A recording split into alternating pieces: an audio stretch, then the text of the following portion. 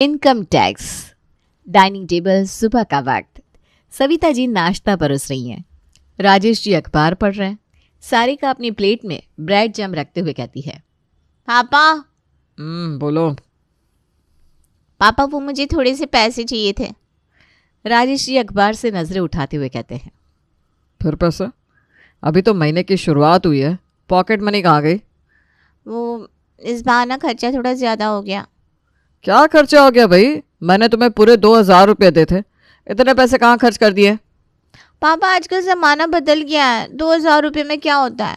Auto का किराया, कभी कभी बाहर खाने का खर्चा, और अब ऊपर से मेरे फेवरेट हीरो की नई मूवी भी आ गई है, वो तो देखने जाना होगा ना। अच्छा, तो तुम कह रही हो कि पॉकेट मनी खाने पीने और फिल्म देखने में उड़ा दी? पापा मूवी देखने तो जाऊंगी ना दोस्तों के साथ। दोस्तों के बीच इज्जत बनाने के लिए ये सब करना पड़ता है। और वैसे भी आजकल टिकट कितनी महंगी हो गई है। ऊपर से सिर्फ टिकट नहीं, पॉपकॉर्न, कोल्ड ड्रिंक और थोड़े स्नैक्स भी तो लेंगे ना। अब भूखे पेट तो मूवी नहीं देख सकते। अरे वाह, मतलब फिल्म से ज्यादा खर्चा खाने पीने में। मम्मी आप भी ना, आप भी तो कभी मेरी उम्र में रही होगी, कभी सहेलियों के साथ मूवी गई होंगी। आप तो मुझे समझ सकती हैं, समझाइए ना पापा को। बिल्कुल नहीं। जितने पैसे मिलते हैं उसी में काम चलाना सीखो। बेवजह पैसे खर्च करना अच्छी बात नहीं है। जब हमें पॉकेट मनी मिलती थी तब हम तो महीने भर में 50-100 रुपये में ही सब मैनेज कर लेते थे। अरे पापा आप तो फिर वही पुराने ज़माने की बातें लेकर बैठ गए। तब 1 रुपये में समोसा मिलता था, अब तो पानी की बोतल भी 10 रुपये की आती है। तो पानी पीने के भी पैसे चाहिए क्या अब तुम्हें? तुम्हारा भाई कमा कमा कर ये घर क्या ऐसे ही चला रहा है? तुम्हें खाने पीने की कमी है क्या इस घर में? पापा आपसे ना पैसे मांगना ही बेकार है, आप हमेशा भाषण देने लगते हैं। सारिका गुस्से में उठकर कॉलेज चली जाती है। राजेश जी फिर से अखबार पढ़ने लगते हैं। सारिका कॉलेज जाते वक्त रास्ते में चलते हुए मन ही मन कुछ सोच रही थी। वो उदास होकर बार बार अपने पर्स में पैसे गिनती है और फिर खुद से ही कहती है, पापा ने तो पैसे दिए नहीं और मेरी पॉकेट मनी भी ख़त्म होने वाली है। बस ये 250 रुपये बचे हैं। इन पैसों में कैसे मैनेज करूँ? मूवी तो छोड़ो, पॉपकॉर्न तक नहीं खरीद सकती। अगर सहेली को पता चला तो सब मेरा मजाक उड़ाएंगी। तभी पीछे से कोई जोर से पुकारता है, अबे ओ सपने की रानी, कहाँ खोई हुई है? कब से आवाज़ दे रही हूँ। अरे कुछ नहीं यार, बस मूड थोड़ा ख़राब है। क्यों? फिर से तेरी पॉकेट मनी खत्म? आज पापा से पैसे मांगे तो उन्होंने लंबा चौड़ा लेक्चर सुना दिया। अब मूवी का प्लान भी कैंसिल करना पड़ेगा। सब दोस्त मेरा मजाक बनाएंगे। मेरी यार किस्मत ही ख़राब है। देख, मेरे पास भी ना ज़्यादा पैसे नहीं है, पर मूवी टिकट के लिए तो दे सकती हूँ, तो बाद में लौटा देना। थैंक यू यार, तू मुझे एक बार 500 दे दे, अगले महीने पॉकेट मनी मिलने पर लौटा दूंगी। अभी वो 500 तो मेरे पास नहीं है, 300 दे सकती हूँ, उससे टिकट तो आ ही जाएगी। बाकी खाने पीने का कोई बहाना बना देना, कह देना तुझे भी बाहर का खाने से डॉक्टर ने मना किया है। ठीक है यार, कैसी तंगी आ गई है, पापा समझती नहीं है। यही तो हमारी खेलने खाने की उम्र है। अच्छा चल, अब ज़्यादा ड्रामा मत कर, ये ले 300 रुपये और मूवी एंजॉय कर। निधि बैग से 300 निकाल कर देती है और सारिका झट से पैसे रख लेती है। दोनों कॉलेज पहुंचती है और वहां से अपनी सहेलियों के साथ मूवी देखने चली जाती हैं। मूवी के बाद वो लोग थिएटर से बाहर निकलकर एक रेस्टोरेंट की तरफ जाते हैं। सभी दोस्त खुश होकर स्नैक्स ऑर्डर करते हैं। सारिका मन ही मन पैसों के बारे में सोचती है। चलो यार, मूवी के बाद कुछ अच्छा अच्छा सा खाते हैं। मैंने सुना है यहाँ के पनीर रोल बहुत ही टेस्टी होते हैं। हाँ, और चॉकलेट शेक भी ज़बरदस्त है। सब ऑर्डर देने लगते हैं। तो क्या लेगी सारिका? अरे यार मेरा ना गला अब ख़राब हो रहा है। डॉक्टर ने कहा है बाहर का खाना मत खाना। ओहो, डॉक्टर को तो मूवी के टाइम याद नहीं आया। सच बता, पैसे ख़त्म हो गए क्या? सब जोर जोर से हंसने लगते हैं। सारिका को बुरा लगता है पर वो ज़बरदस्ती मुस्कुराती है। अरे नहीं यार, सच में तबीयत ख़राब है। हाँ हाँ, हम सब समझ गए। पैसे बिना तबीयत ना खराब हो ही जाती है, असली तंदुरुस्ती तो पैसों से आती है। सब हंसते हैं और सारिका का खूब मजाक बनाते हैं। ये देखकर निधि को बुरा लगता है पर सारिका चुप रहती है। कुछ देर सहेलियों के साथ गपशप करके सारिका शाम को अपने घर लौटती है।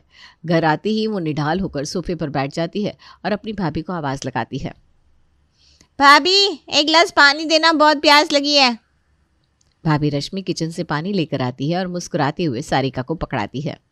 और बताइए दीदी, दिन कैसा रहा? क्या बताऊं भाभी, मूड पूरी तरह ऑफ है। सुबह से ही सब गड़बड़ चल रहा है। सुबह सुबह पापा की डांट जो सुनने को मिली है। अरे पर हुआ क्या? कुछ तो बताइए। आज सहेलियों के साथ मूवी जाने का प्लान था, लेकिन मेरी पॉकेट मनी ख़त्म हो गई थी। पापा से मांगे पैसे तो उन्होंने देने के बजाय पूरी रामायण सुना दी। अरे पर अभी तो महीने की 10 तारीख हुई है, इतनी जल्दी पैसे कैसे ख़त्म हो गए? इतनी फिजूल खर्ची अच्छी नहीं है दीदी। वो बस सहेलियों के साथ शॉपिंग करने गई थी तो थोड़ा मेकअप का सामान खरीद लिया था, इसलिए पैसे नहीं बचे। अरे पर आपके पास तो पहले से ही ढेरों मेकअप का सामान है, इतनी फिजूल खर्ची क्यों? अरे भाभी, मुझे अच्छा लगा तो मैंने ले लिया। अभी इस उम्र में शौक पूरे नहीं करूँगी तो कब करूँगी? पर दीदी, पैसे सोच समझ कर खर्च करने चाहिए ना। अब तो आपको इसी में पूरा महीना निकालना होगा। सारिका रश्मि की बातों से चिढ़ जाती है। ओ प्लीज़ भाभी, अब भाभी ना लेक्चर मत दीजिए। इतना कहकर सारिका सोफे से उठती है और अपने कमरे में चली जाती है। वो मन ही मन सोचती है, बस सब बहुत हुआ। हर बार पैसे के लिए तरसना, सहेलियों के सामने शर्मिंदा होना, अब और नहीं। घर वाले मुझे ढंग से पॉकेट मनी नहीं देते, लेकिन मुझे अपनी लाइफस्टाइल में कोई कटौती नहीं करनी। पर ऐसा क्या करूं कि सारे खर्चे मैनेज हो जाए। तभी सारिका के मोबाइल की घंटी बज उठती है। फ़ोन सारिका की दोस्त निधि का था। हाँ निधि बोल। तो अभी तक मूड ऑफ है मैडम का। अरे यार, मूड का ना कुछ मत पूछ। हर महीने यही रोना है। पापा पॉकेट मनी बढ़ाते नहीं, ऊपर से लेक्चर अलग। अब मुझे ही कुछ करना पड़ेगा, लेकिन समझ में नहीं आ रहा क्या करूं जिससे पैसों की टेंशन ख़त्म हो जाए। चल चलते हैं कि तुझसे कुछ ज़रूरी बात करनी है। क्या बात करनी है, बता ना। यहीं? नहीं, यहाँ फ़ोन पर नहीं बता सकते। तू जल्दी से तैयार हो और कैफ़े ब्लैंड में मिल 15 मिनट में। अरे पर अरे कोई बहस नहीं, जल्दी आ जा। ऐसा कहकर सारिका फ़ोन काट देती है। कैफ़े ब्लैंड्स एक ट्रेंडी कॉफ़ी शॉप जहाँ कॉलेज के लड़के लड़कियाँ अक्सर आते हैं। सारिका अंदर जाती है और चारों तरफ देखती है। कोने के टेबल पर निधि पहले से बैठी थी। उसे देखकर सारिका उसके पास जाती है। अब बता, इतनी सीरियस क्यों हो रखी है? देख, तेरी प्रॉब्लम भी ना मेरी प्रॉब्लम जैसी है। पॉकेट मनी से काम नहीं चलता और घर वाले पैसे बढ़ाने को राज़ी नहीं होते। तो मैंने सोचा क्यों ना हम मिलकर कुछ ऐसा करें जिससे हमें घर वालों से पैसे मांगने की ज़रूरत ही ना पड़े। क्या मतलब? मतलब बिजनेस डियर। बिजनेस? कैसे? अरे सुन तो सही, मेरे मामा जी की बेटे की साड़ियों की होलसेल दुकान है। हम वहाँ से साड़ियाँ ला सकते हैं और ऑनलाइन बेच सकते हैं। ऑर्डर मिलने पर हम उन्हें कुरियर से भिजवा देंगे। प्रॉफिट आएगा तो हम दोनों आधा आधा बांट लेंगे। हाँ, आइडिया तो बुरा नहीं है, लेकिन एक प्रॉब्लम है, हम साड़ियाँ रखेंगी कहाँ? देख बहन, ये तुझे देखना होगा। मैं अपने कमरे में रख सकती थी, लेकिन वहाँ मेरी छोटी बहन निक्की है। वो फालतू में टांग अड़ाएगी और घर में आग लगाएगी स्वालक। तू तो अपना कमरा किसी से शेयर नहीं करती ना, तो तू ही रख अपने कमरे में। ठीक है, मैं अपने कमरे में रख लूँगी, वहाँ कोई दखल देने वाला नहीं है। तो तैरा, अब हम दोनों मिलकर बिजनेस करेंगे। कॉफ़ी ख़त्म होते होते दोनों सहेलियाँ एक नए सफ़र पर निकलने का फ़ैसला कर चुकी थी। अगले हफ्ते से उनका बिजनेस शुरू हो गया। सारिका अपने कमरे में साड़ियों को छिपा कर रखने लगी और ऑर्डर आने पर पिछले दरवाजे से डिलीवरी भिजवाने लगी। सारिका और निधि का बिजनेस चल निकला था। ऑर्डर भी आने लगे थे। जो भी प्रॉफिट आता था दोनों 50-50 कर लेते थे। पर निधि अपने पैसे सारिका के पास ही रख देती थी। एक दिन सारिका पिछले दरवाजे से एक पैकेट डिलीवरी बॉय को पकड़ाती है और कुछ पैसे लेती है। उसे लगा सब ठीक है, लेकिन तभी उसकी भाभी रश्मि दूर से ये सब देख लेती है। रश्मि सीधा घर वालों के पास पहुंचती है। मम्मी जी, पापा जी, मुझे लगता है दीदी कुछ तो घोटाला कर रही है। मैंने उन्हें छिपकर पिछले दरवाजे से किसी को कुछ देते हुए देखा है। घोटाला? कैसी बात कर रही हो बहू? हाँ, अभी अभी मैंने अपनी आंखों से देखा। दीदी पिछले दरवाजे पर किसी को कुछ दे रही थी और पैसे की बात भी कर रही थी। इतना सुनते ही पापा अखबार एक तरफ रख देते हैं और चश्मा उतारते हैं। सारिका, ज़रा इधर आना। सारिका पहले तो घबराती है, फिर अपने कमरे से बाहर आती है खुद को संभालते हुए। जी पापा, क्या हुआ? ये क्या सुन रहे हो? तुम्हारी भाभी कह रही है तुम पिछले दरवाजे से किसी को कुछ दे रही थी, पैसों की बात कर रही थी। क्या चल रहा है ये सब? सारिका को लगता है आज तो उसकी चोरी पकड़ी गई, लेकिन अगले ही पल वो खुद को संभालती है और मासूम बनकर रोने का नाटक करती है। आप सबने मुझे क्या समझ रखा है? क्या मैं ऐसी हूँ? ये सुनकर सविता जी घबरा जाती हैं और प्यार से सारिका के सर पर हाथ रख देती है। अरे बेटा, तुझे किसी चीज़ की कमी है? हम तेरी हर ज़रूरत पूरी करते हैं। पढ़ाई पर ध्यान दे बेटा, इन सब फालतू की चीज़ों में मत पड़। इतने में सारिका के भैया मोनू भी अंदर आ जाते हैं। सारिका, इस तरह चुप रहने से काम नहीं चलेगा। सच बताओ, ये सब क्या है? सारिका थोड़ा और ड्रामा करने का फैसला करती है। वो और ज़्यादा रोने लगती है। पता नहीं भाभी को मेरे बारे में क्या क्या गलत फहमी हो रही है।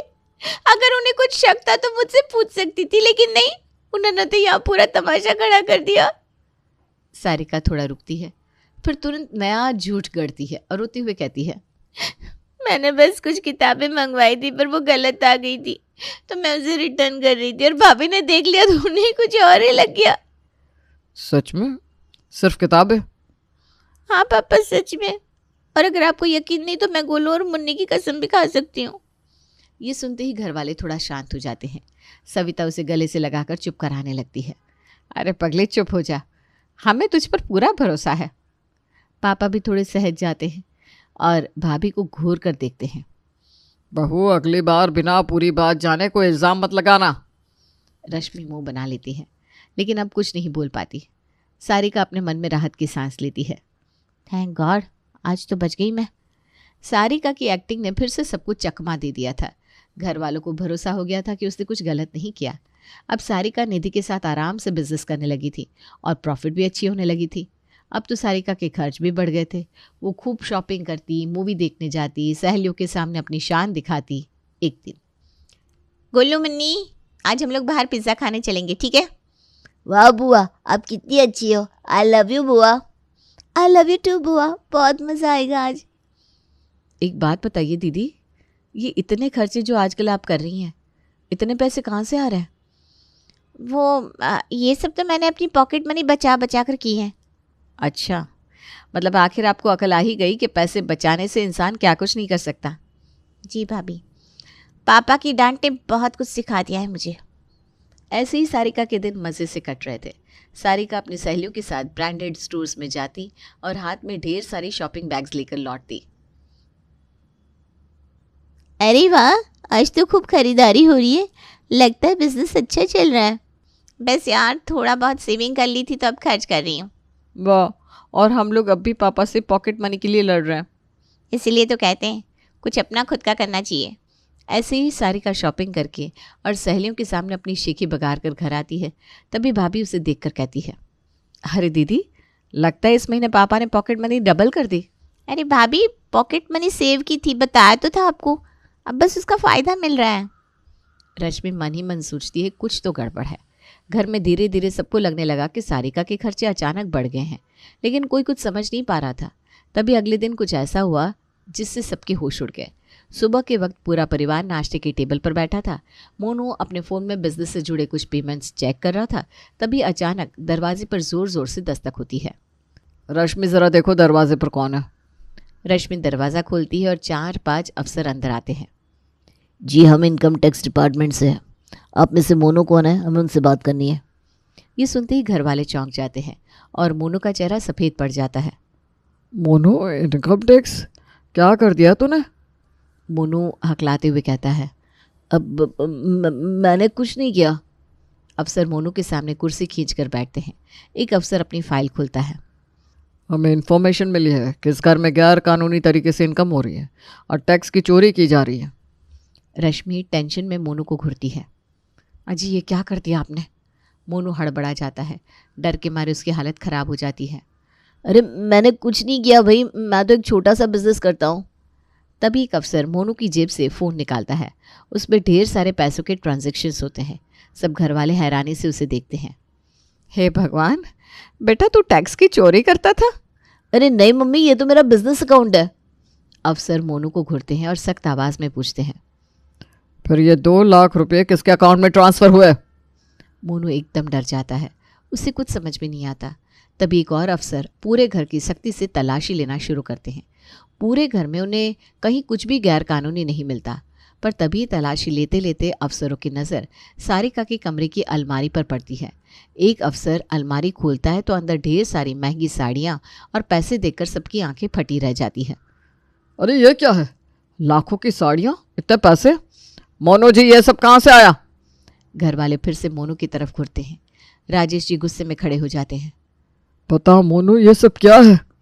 रश्मि भी गुस्से में आ जाती है। अरे ये सब कब खरीदा? मुझे तो बताया तक नहीं। मोनू अब पूरी तरह फंस चुका था। उसे कुछ समझ में नहीं आ रहा था। वो हकलाने लगता है। रश्मि मैं सच कर रहा हूँ, मैंने कुछ नहीं किया। ये सब कब और कहाँ से आया मुझे कुछ नहीं पता। अफसरों की टीम नोटिस बनाते हुए मोनू को पकड़ने लगती है। मोनू घबरा जाता है। अरे कोई मेरी बात तो सुनो सर, ये सब मेरा नहीं है। तभी सारिका, जो अब तक चुपचाप तमाशा देख रही थी, अचानक रोते हुए बोल पड़ती है। रुको, मोनू भैया को मत पकड़ो, वो बेगुनाह है। सब लोग सारिका की तरफ देखते हैं। राजेश जी और सविता जी चौंक जाते हैं। अफसर उसकी तरफ घुरते हैं। तो फिर ये साड़ी और पैसों की गड्डियाँ कहाँ से आई? सारिका अब जान चुकी थी कि उसका खेल खत्म हो चुका है। अब उसे अपने बिजनेस मॉडल के बारे में सबको सब कुछ बताना ही पड़ेगा। वह हाथ जोड़कर धीरे धीरे बोलने लगती है। ये सब मेरा है। पूरा घर सन्नाटे में आ जाता है। मोनू गहरी सांस लेकर बैठ जाता है। इनकम टैक्स ऑफिसर भी चौंक जाते हैं और ध्यान से सब सुनने लगते हैं। क्या? हे भगवान, तो मतलब तूने चोरी की? नहीं मम्मी, मैंने और निधि ने मिलकर एक बिजनेस शुरू किया था साड़ियों का। मैंने घर में ही स्टोर बना लिया और पिछले दरवाजे से ऑर्डर बेचती थी। उससे जो मुनाफा आता वो हम लोग आधा आधा बांट लेते थे। वो अपने पैसे भी मेरे पास ही रख देती थी। अब पापा ने तो मुझे एक्स्ट्रा पॉकेट मनी देने से मना कर दिया था, तो कुछ ना कुछ करके मुझे अपने पैसों की तंगी मिटानी थी और ये रास्ता उस काम के लिए मुझे बेस्ट लगा। अब रश्मि की आंखें चमक उठती है। वो ताली बजाकर बोलती है। देखा, मैं कह रही थी ना कि ये छुपकर कोई ना कोई घोटाला कर रही है, पर आप लोगों ने तो मेरी बात को नज़रअंदाज कर दिया और अपनी इस लाडली बेटी के बहाने में फंस गए। राजेश जी और सविता जी अब पूरी तरह गुस्से में थे। इनकम टैक्स अफसर अब तक हैरानी से सब सुन रहा था। तो असली गुनहगार ये लड़की है? मतलब मैं बेवजह फंस रहा था? सारिका सिर झुका लेती है। अफसर उसे डांटने लगते हैं। बिना टैक्स भरे बिजनेस कर रही थी, ना तो इनकम टैक्स भरा और ना ही बेचे हुए प्रोडक्ट्स पर जीएसटी भरा, ऊपर से बिना जीएसटी नंबर के बिजनेस कर रही थी। तुम्हें पता भी है ये कितना गैर कानूनी है? सारिका धीरे धीरे सिर हिलाती है और कहती है। सॉरी सर, मुझे नहीं पता था कि ऐसा करना गलत होता है। मैं अपनी पूरी कमाई की डिटेल देने और उस पर टैक्स के साथ जुर्माना भरने को भी तैयार हूँ। राजेश जी भी अफसर के आगे हाथ जोड़ लेते हैं। हमें शर्मिंदा कर दिया तूने सारिका। तुझे बिजनेस करना था तो सही तरीके से करती। एक बार मुझसे ही पूछ लिया होता, मैं तुझे बिजनेस करने का सही तरीका सिखा देता। और तुझे अभी बिजनेस करने की ज़रूरत क्या है? पहले पढ़ाई तो पूरी कर ले। अगर तू सही से खर्च करे तो तुझे जितनी पॉकेट मनी मिलती है उससे तेरा काम आसानी से चल जाएगा। अब मोनू थोड़ा रिलैक्स हो जाता है और फिर मुस्कुरा कर कहता है। देख लिया पापा, बेगुनाह को पकड़वा रही थी ये लड़की। ऐसा कहकर मोनू अफसर से बात करता है। उन्हें समझाता है कि सारिका की गलती है, लेकिन वो इस बारे में जानती नहीं थी। वो माफ़ी मांगता है और पूरा टैक्स भरने का वादा करता है। अफसर सारिका को आखिरी वार्निंग देकर छोड़ देते हैं। इस बार हम सिर्फ चेतावनी देकर छोड़ रहे हैं, लेकिन अगली बार कोई गड़बड़ दिखी तो मामला कोर्ट तक जाएगा। सारिका सिर झुका लेती है। अफसर चले जाते हैं। मोनू चैन की सांस लेता है और गुस्से में सारिका को देखता है। तेरे चक्कर में मैं जेल चला जाता। सॉरी बोल मुझे। सॉरी भैया। आज के बाद कोई चोरी छिपे बिजनेस से ही करेगा। पहले पढ़ाई पर ध्यान दो। सारिका धीरे से मुस्कुराती है। घर का माहौल हल्का हो जाता है और मोनू राहत की सांस लेता है। अब सारिका मन लगाकर पढ़ाई कर रही थी, क्योंकि उसे उसका सबक मिल गया था।